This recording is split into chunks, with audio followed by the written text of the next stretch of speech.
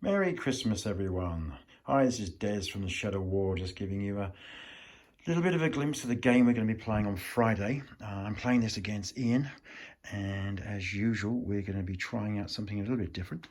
This is actually a scenario from Dave Brown's General Army Vitoria supplement you get from the Two Fat Lardies. This is one of the scenarios. It's the Zadorra Bridges battle.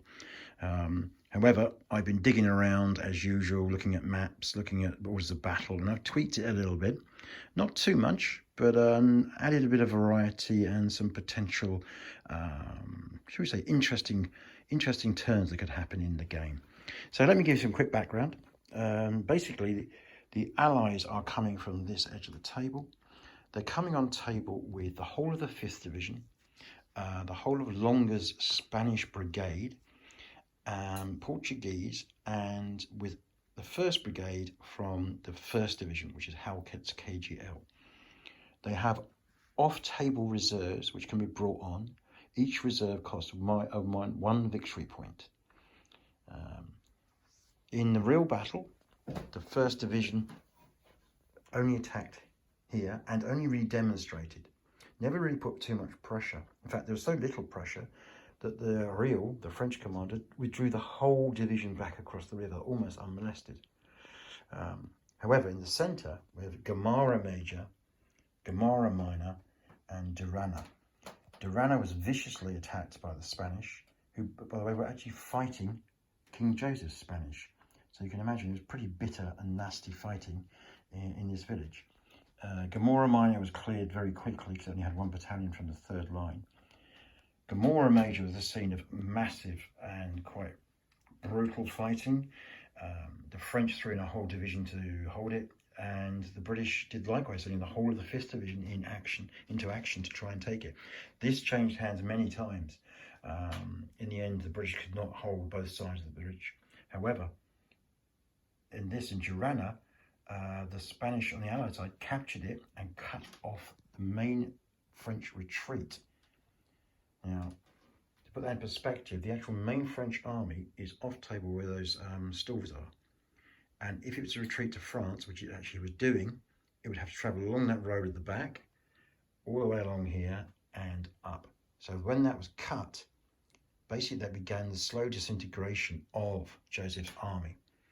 Now, historically, Riel, who was the commander on the French side for this game, kept another road open, which is not shown on this table. I'll have to put it on tomorrow, which was basically about here, open. And his whole aim was to keep that open and let the French army and the baggage trains get off to France. If you know anything about Vitoria, it was a total catastrophe for King Joseph's army. In fact, the British, I should say the Allies, burst through on this flank. Despite all the heroic attempts of the French holding this line, they were basically going to be rolled up. And it's only through the use of the cavalry reserves and some of the infantry that were left that they actually managed to get anything out of here. They lost, I think, nearly the whole baggage train, most of the artillery park. It was an absolute disaster for the French. And well worth having a read about how an army can completely collapse in one afternoon and turn into a rabble.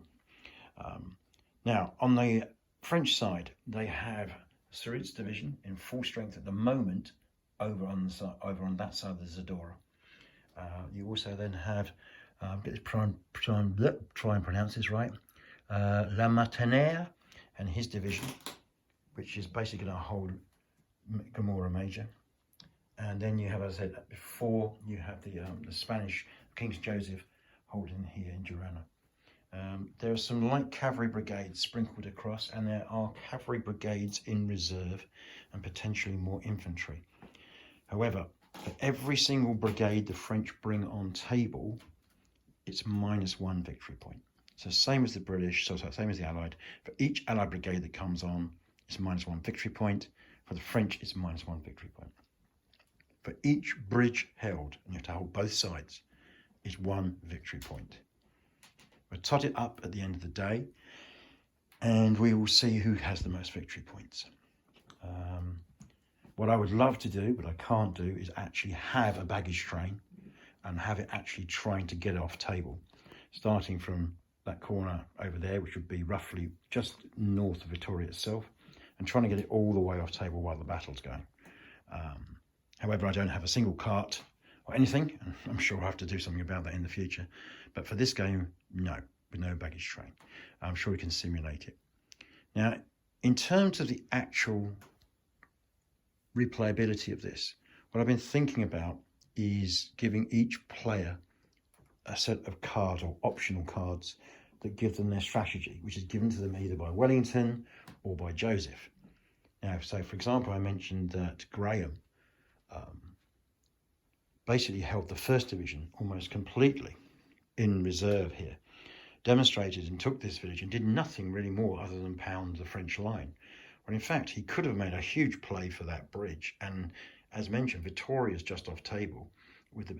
If he cut that road, then you could imagine what all sorts of trouble would have happened. However, Graham was very cautious and was not clear what was on the French side. He knew, you could see the infantry, could see the guns, but visibility meant that he wasn't exactly certain what reserves were around. So he was somewhat blamed after the battle for not being, more aggressive. But to be honest, if you have no idea what the opposition has beyond that village, you can see the top right, why would you commit trying to get a whole division across a river and then potentially get it into real trouble and therefore, destroying Wellington's plan to crush the army? However, as I said, I may have a set of cards which actually state that Graham is going to really go for it over there and actually not go for over here at Girana. Or they might go hell for leather for Gomorrah Major. But that will depend really on how I do my thinking in the next couple of days. For the French, I think it's pretty straightforward. They need to hold the line. They need to hold the bridges. And the scenario is 18 turns in the book. That seems very reasonable. It's a long game. And both Ian and I are pretty rusty on this. We'll get back into the flow of it pretty quick, I'm sure. But looking forward to it. Yeah, very much looking forward to it. You may come back and see a revised version of this video where I've maybe moved Surat. I am very tempted to actually move part of him back as it was historically already, and therefore bring the British a little bit further onto the table to start with. But I'll have a think about that and have a read about through Oman and some other books I have on Victoria and see whether that would be a good place to start the game. Anyway, everybody, take care. Bye-bye.